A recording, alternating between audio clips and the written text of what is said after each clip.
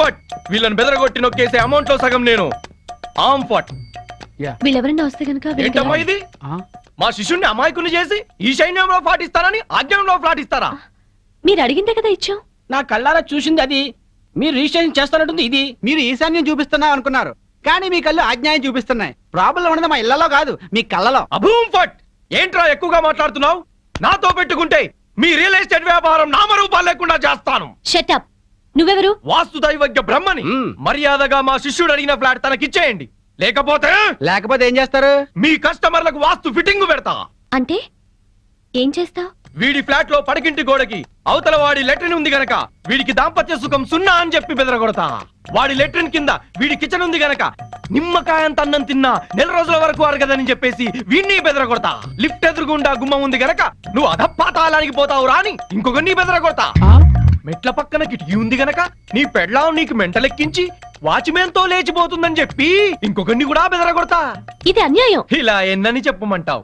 ఇష్టం వచ్చినట్టు అబద్ధాలాడి మీ కస్టమర్లందరినీ చెడగొడతా. ఇదే న్యాయం. అందుకే ఫ్లాట్ కు 10,000 చొప్పున ఫ్లాటుగా ఇచ్చారనుకో, వాస్తు ప్రకారం వరస్ట్ గా కట్టిన ఫస్ట్ క్లాస్ వాస్తుని పార్టీల చేత కొనిపిస్తా. లేకపోతే నీ కస్టమర్లందరికి కాలడ్డం పెడతా. బాసు నువ్వా? అవును నేనే. ఈ సన్యాసి వేషం ఏంట్రా సన్నాసి? ఏం చేయమంటావు బాసు?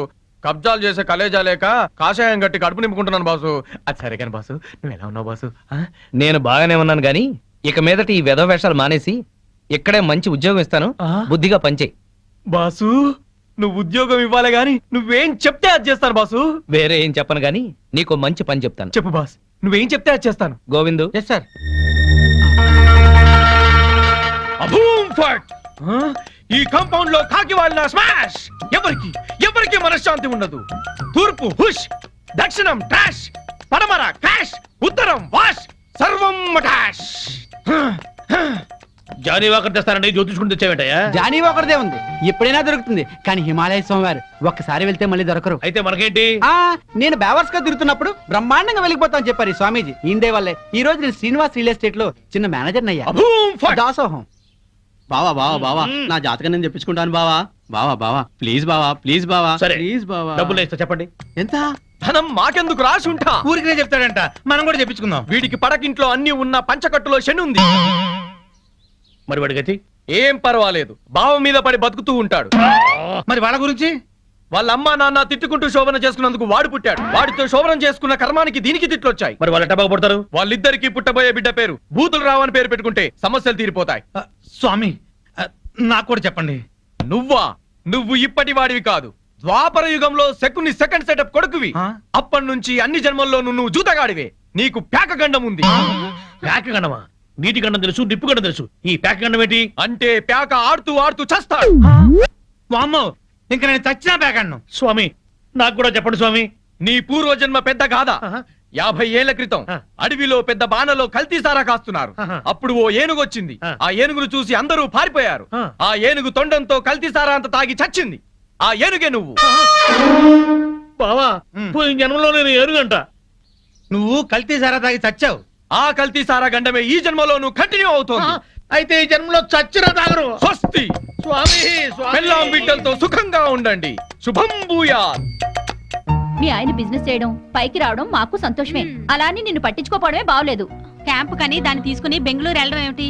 వెళ్ళాడే అనుకో, పెళ్ళాం ఫోన్ చేస్తే స్విచ్ ఆఫ్ చేయడం ఏంటి? మా ఆయన చెప్తూనే ఉన్నాడు. దాన్ని వెంటేసుకుని పార్టీలకి డిన్నర్లకి తిరుగుతున్నారట. అయినా మధ్యాహ్నం భోజనానికి కూడా రావట్లేదు. చూసావుగా? నీ అక్కలాంటి దాన్ని చెప్తున్నాను. మధ్యాహ్నం క్యారేజ్ తీసుకుని ఆఫీస్కి వెళ్ళు. నీ కళ్ళతో నువ్వే చూడొచ్చు. వెళ్తాను. ఒక్కసారి ఇలా హఠాత్తుగా వెళ్ళి చూస్తే గాని ఈయన వ్యవహారం ఏంటో తెలీదు. అక్కడేదన్నా తేడా వస్తే దాని సంగతి అటో ఇటు తేల్చి పారేయాలి.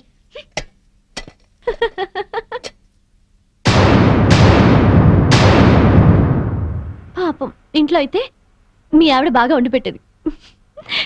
తిని పడుకునేవాడు కదూ. ఇంటికాడ నన్ను భోజనం ఎక్కడ చేయనిస్తున్నావు? బిజినెస్ అని తెగ పరుగులు పెట్టిస్తుంటే. మరి డబ్బులు సంపాదించట్లేదా బాబు? ఈ సంపాదనంతా మీ ఆవిడకిస్తావా, నాకిస్తావా? నువ్వు అడగాలే గాని నువ్వెంత అడిగితే అంత. కొంచెం curd rice. Good. Okay thanks.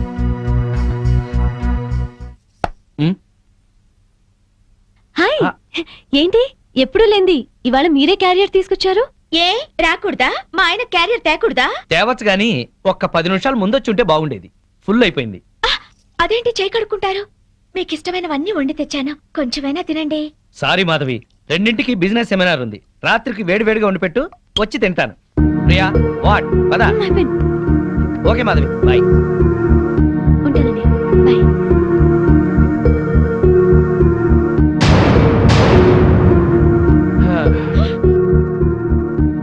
అదేంటి అలా ఉన్నావు? ఒంట్లో బాగాలేదా? మధ్యాహ్నం జరిగిన అవమానానికి నా మనసేం బాగాలేదు.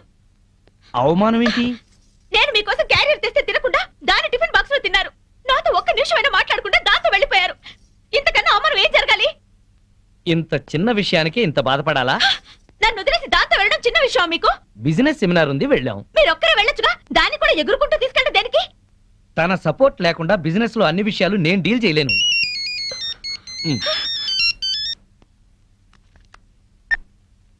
హలో ప్రియా, చెప్పు. నీ ప్లాన్కి ఆ భూషణ్ గాడి దెబ్బతిన్నాడనమాట. అదే మరి నీ గొప్పతనం. నేను చెప్తే నీకు అర్థం కావటం లేదు. ప్రియానా మజాకానా? నువ్వు గనక రాజకీయాల్లోకి దిగితే ప్రియా, నేను బాగుపడ్డట్టే మొత్తం ఇండియా బాగుపడుతుంది. నువ్వు మళ్ళీ చెయ్యి. ఓకే. ఏంటి అలా చూస్తున్నావు?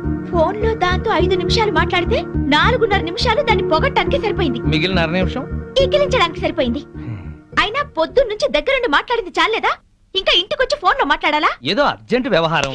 వ్యవహారం అనే నేను అనుకుంటున్నాను. నువ్వు అనుమానపడ్డా అసూయపడ్డా భలే అందంగా ఉంటావాయి. కబుర్లు చెప్పకండి. నిజం, నీ అందం గురించి ఎంత చెప్పినా నీకు తెలియదు. నా అందం గురించే పొగిడి పొగిడి ఇంత దాకా తెచ్చారు. ఇప్పుడు ఫోన్ లో దాని తెలివిని పొగుడుతుంటే ఎంత దాకా తెస్తారో అని డౌట్ వస్తుంది. నీకు అనుమానం వస్తుంది, నాకు ఆకలిస్తుంది. గొడవ పెట్టడమేనా, భోజనం ఏమైనా పెడతావా? ఓహో, ఆకలిస్తుందా? దాంతో ఫోన్ లో మాట్లాడారు కదా, కడుపు నిండిపోయిందేమో అనుకున్నా. రండి వడ్డిస్తాను.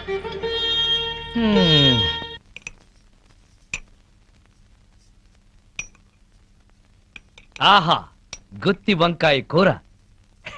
వేడివేడిగా పట్టుపడతా.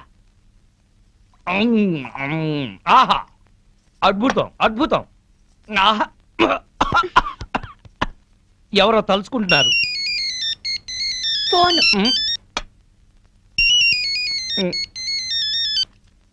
హలో, ప్రియా. ఏంటి చీప్ ప్రొడక్ట్స్ ని ఓవర్ పబ్లిసిటీతో జనాల మీద రుద్దామంటాడా? ఏడమను.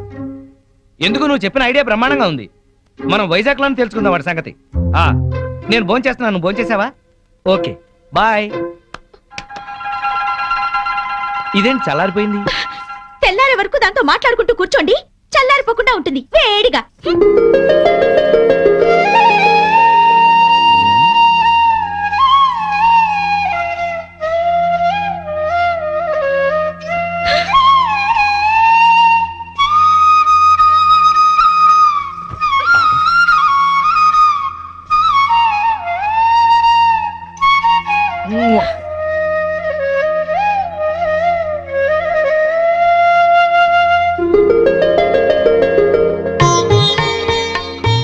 అబ్బో, నువ్వు అసూయ పడితే పాపం నీ బొగ్గలే కాదు, పాదాలు కూడా ఎర్రబడ్డాయే. నేనెంత పెళ్ళాం పిచ్చోడ్నో లోకమంతా తెలుసుకుంది, కానీ నా పెళ్ళామే తెలుసుకోలేదు.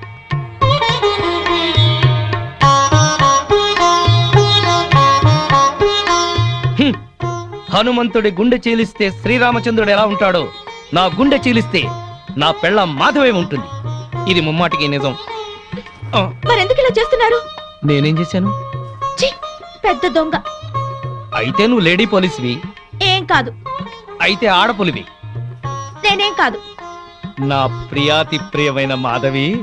ప్రియాతి ప్రియమైన ఏం అక్కర్లేదు. ఎందుకని? ఓహో, ప్రియాతి ప్రియమైనలో 2 ప్రియులు ఉన్నాయి కదూ, అందుకనే. నాకు తెలుసు నువ్వు. ఏంటి చెప్పండి. నేను వద్దులే. కాదు చెప్పండి, నా గురించి మీరేమనుకుంటున్నారు? చెప్పనా? చెప్పనా? వద్దులే, మళ్ళీ గొడవలు అవుతాయి. ఏం కావు, ముందు చెప్పండి. నా గురించి మీ మనసులో ఏమనుకుంటున్నారు? సరే, నువ్వొక ప్రేమ దెయ్యానివి. అనుమానం పిశాచివి, పెళ్ళాం రాక్షసివి.